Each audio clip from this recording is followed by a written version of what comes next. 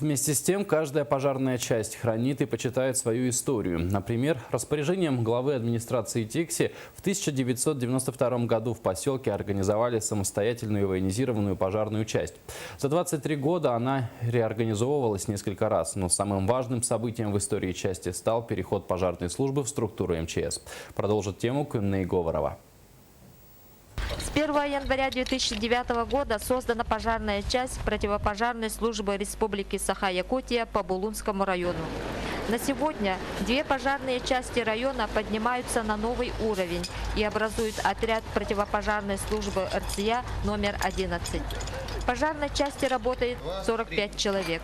На вооружении имеется 6 автоцистерн, оперативный автомобиль УАЗ и необходимый для спасения людей инвентарь.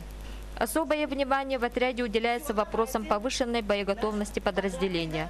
Проводятся пожарно-тактические занятия и учения. Гордость пожарной части – это газодымозащитная служба, которая имеется не во всех подразделениях.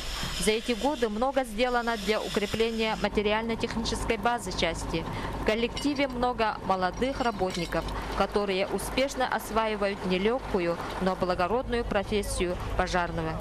Нашу работу трудно переоценить, но цена у нее все-таки есть. Это спасенные человеческие жизни. Наш профессиональный праздник.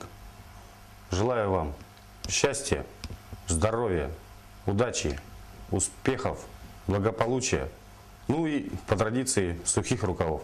С 1999 года указом президента Российской Федерации 30 апреля официально является Днем пожарной охраны. Это дань признания и уважения благородной профессии огнеборцев. Кюнней Говорова, Валерий Савельев, НВК Саха, Тикси.